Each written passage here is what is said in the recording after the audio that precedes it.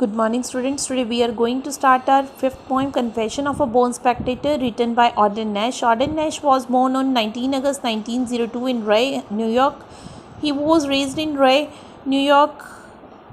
He was educated at St. George School in Rhode Island and Harvard University. He published his first book on for children, namely The Cricket of Cardon. His first published poem is Spring Comes to Murray Hill in 1930. Afterwards he published 19 books of poetry. Odean नेश जो थे बेटा, वो उनका जन्म हुआ था 19 अगस्त 1902 में New York के अंदर, और उन्होंने अपना सारा जीवन वहीं पर न्यूयॉर्क रे में ही बिताया. पालन पोषण उनका वहीं पर हुआ और उन्होंने जॉर्ज स्कूल रोल आइलैंड जो में था, जो कि वहाँ पर अपनी एजुकेशन, वहाँ पर अपनी पढ़ाई करी है, और उसके बाद हार्वर्ड यूनिवर्सिटी से करी है. 1925 में उन्होंने अपनी फर्स्ट एक बुक पब्लिश करी जो कि बच्चों के लिए थी. उसका नाम था द क्रिकेट ऑफ कैराडॉन. और उसके बाद उन्होंने 19 बुक्स पोइट्री की पब्लिश करी. ठीक है. और उनकी जो फर्स्ट पोइम थी वो 1930 में उन्होंने पब्लिश की, जिसका नाम था spring comes to Murree hill.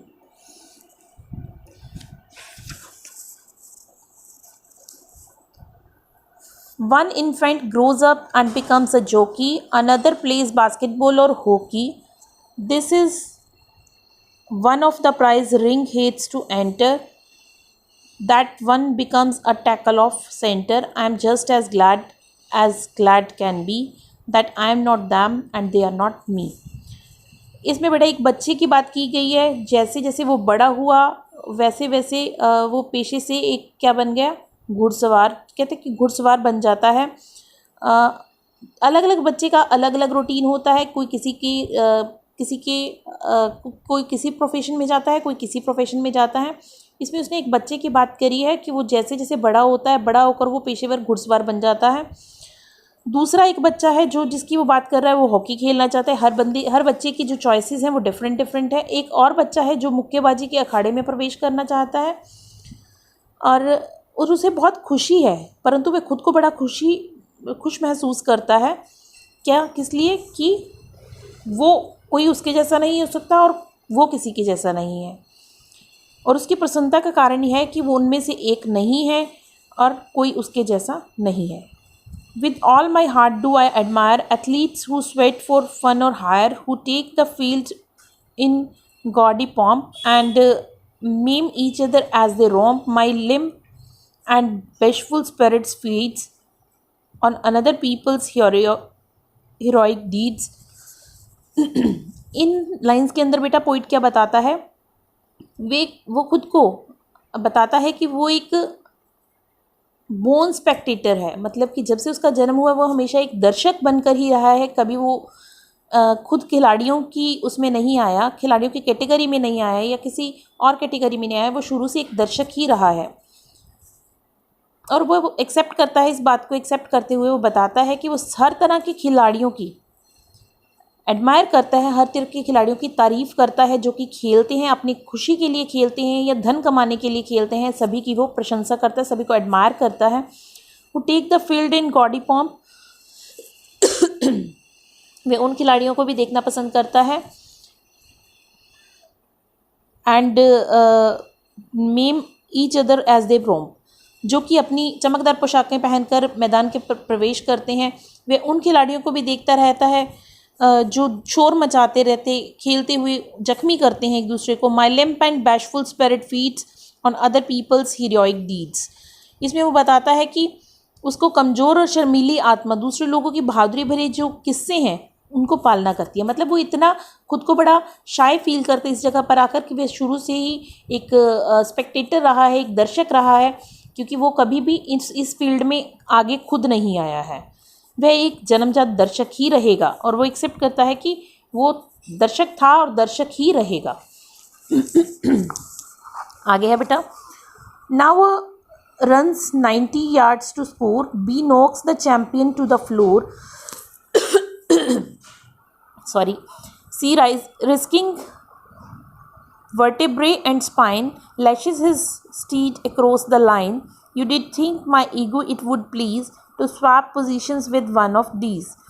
In lines के अंदर वो बेटा एक खिलाड़ी जो कि 90 गज़ की दौड़ को अपनी वहाँ पर विक्ट्री लेने के लिए दौड़ता है, दूसरा खिलाड़ी जो अपनी जीत के लिए एक चैम्पियन ऊपर और दर्ज करता है, मतलब एक स्टेप और आगे बढ़ता है, उनकी बात करता है। और एक अन्य खिलाड़ी जिसकी कि रीढ़ की हड्डी और उसके मन के, वो अपनी सब कुछ, मतलब कि सब अपनी जीत के लिए अपने संकट में, अपनी मुसीबत में डाल देता है, अपना बेस्ट देता है कि जितना वो कर सकता है अपना बेस्ट देता है अब जीत के लिए। और एक वह व्यक्ति जो घोड़े से अपने घोड़े को चाबुक से इसलिए मारता है ताकि वो जीत सके। वो सभी की क्या करता है, प्रेज़ करता है, ताकि वो जल्दी से जल्दी लकीर को पार करके जीत सके।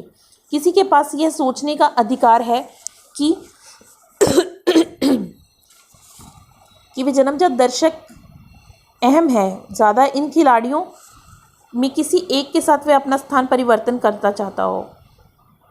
वो कहता है कि किसी भी व्यक्ति के पास यह सोचने का अधिकार है कि वो अपनी पोजीशन को एक जन्मजात स्पेक्टेटर से, अगर वो एक खिलाड़ी बनना चाहता, वो अधिकार वो किसी के पास भी है, वो कर सकता है। Well, ego might be pleased enough, but jealous athlete plays so rough. They do not ever in their dealings consider one another's feelings. I am glad that when my struggle begins, twixt prudence and ego, prudence wins. वह कहता है कि ऐसा संभव है, ऐसा हो सकता है कि उसका अभिमान, जो उसके ईगो है, वे किसी खिलाड़ी के साथ परिवर्तित करने में उसे खुशी महसूस हो। वह खिलाड़ी जो जोश से भरे हुए होते हैं, बड़े गंदे तरीके से वो खेलते हैं, दूसरों को चोट पहुंचाते हैं, इवन क्या उससे उनमें किसी की भी फीलिंग्स नहीं होती, वो किसी की भी चीज़ को, किसी के दुख को, किसी के सुख को कुछ भी महसूस नहीं करते जब वो खेल रहे होते हैं। तो उनकी बात की है बेटा इसमें।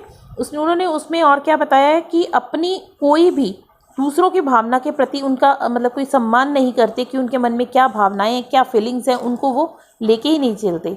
आई एम ग्लैड, वो बहुत खुशी महसूस करता दैट व्हेन, जब उसकी स्ट्रगल शुरू हुआ था, जब उसका क्या बोलोगे आप, कि जब उसका रास्ता, उसकी अपनी लाइफ के उसने स्ट्रगल शुरू करे थे, twixt prudence and ego, prudence wins. तो उसमें क्या हुआ था, वो बड़ा प्रसन्नता महसूस करता है, अभिमान महसूस करता है। किस चीज़ पे? वो इस चीज़ के लिए करता है कि जन्मजात दर्शक के रूप में वो हमेशा क्या करता है कि उसकी जो दूरदर्शिता है, यानी दूर का जो उसकी नज़रें हैं, यानी दूर का जो उसकी सोच है, उसमें और हमेशा आपस में संघर्ष आरंभ हो जाता है। मतलब वो सोचता है कि क्या, मतलब उसे एक दर्शक ही है वो ठीक है, या फिर उसे एक खिलाड़ी होना चाहिए था। दोनों में हमेशा उसके दिमाग में एक जंग सी छिड़ जाती है। परंतु अंत में वह महसूस करता है कि उसने अपने अभिमान पर विजय प्राप्त कर ली है, मतलब वो एक दर्शक था और दर्शक ही रहेगा। When swollen eye meets granuled feast, when snaps the knees and cracks the wrist, when calm official dumb demands it there a doctor instants, my soul in true thanks giving speaks for this most modest physiques. मुक्केबाजी के match में जब एक मुक्केबाज का कठोरता से कसा हुआ जो मुक्का होता है दूसरे मुक्केबाज की सूजी हुई आंख पर और जोर से लगता है, उनमें उनकी फीलिंग्स ख़त्म हो चुकी होती हैं। वो सिर्फ, उन्हें अपने खेल से मतलब होता है, उन्हें सिर्फ अपनी जीत से मतलब होता है, उनमें कोई फीलिंग्स नहीं रह जाती। दूसरे खेलों में खिलाड़ी जो होते हैं वो क्या करते हैं, घुटने टूट जाते हैं, लोगों की कलाइयाँ टूट जाती हैं। अक्सर क्या होता है, अफसरों के सामने घटित होती हैं ये जो चीज़ें होती हैं। वे जख्मी खिलाड़ियों के स्वास्थ्य के प्रति कोई भी चिंता प्रकट नहीं करते। औपचारिकता सिर्फ एक फॉर्मेलिटी के लिए केवल वे यही पूछते हैं कि किसी डॉक्टर की, दर्शकों में कोई डॉक्टर है तो वो आ जाओ आगे। ऐसी लापरवाही देखने के पश्चात उसे अब खुद पर प्राउड फील होता है कि वो एक स्पेक्टेटर है, वो एक दर्शक है, और धन्यवाद करता है। वो उस परमात्मा का थैंक्स करता है कि उसका जो बॉडी है, वो अपनी फिज़ीक की बात कर रहा है, उसके कमज़ोर शरीर को उसने इन खतरों से सुरक्षित रखा है। वो उस भगवान को शुक्रिया करता है, धन्यवाद करता है। Athletes, I will drink to you और eat with you. or anything except compete with you, but tickets worth their weight in radium to watch your gamble in a stadium and reassure myself anew that you are not me and I am not you. In lines के अंदर बेटा वो क्या करता है, वो एक promise करता है कि उन खिलाड़ियों से कि जोकर और उनके अच्छे स्वास्थ्य के लिए वो क्या करेगा कि अपना भोजन उनके साथ खाना भी खाना चाहेगा, उनके साथ प्रतियोगिता में बैठना भी चाहेगा, उनके साथ खाना पीना भी चाहेगा और कुछ भी उनके साथ कर सकता है। Buy tickets worth their weight in radium, और क्या करेगा, वो कहता है कि उनकी प्रतियोगिता के लिए, उनके खेल का आनंद बनाने के लिए उनके वजन के समान जो महंगी जो टिकट्स होती हैं उनको भी खरीदेगा, परंतु वो क्या नहीं करेगा, to watch your gamble in stadium, stadium में बैठकर उनके मैच को देखना भी पसंद करेगा। And raise myself anew, और फिर वो क्या करेगा, परंतु किसी भी स्थान पर अपने आप को किसी भी खिलाड़ी के साथ एक्सचेंज नहीं करेगा, परिवर्तित नहीं करेगा। वो एक स्पेक्टेटर है और स्पेक्टेटर ही रहना चाहेगा। That you are not mine and you are not me and I am not you.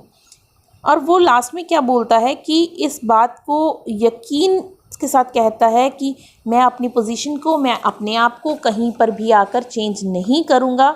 मैं जो हूँ वो आप नहीं हो, और मुझे इस चीज़ की खुशी है कि आप मैं नहीं हूँ और मैं आप नहीं हूँ। That's all for today. Students, you have to learn the central idea of the poem. If you have any query regarding poem, you can ask me. Thank you. Have a nice day.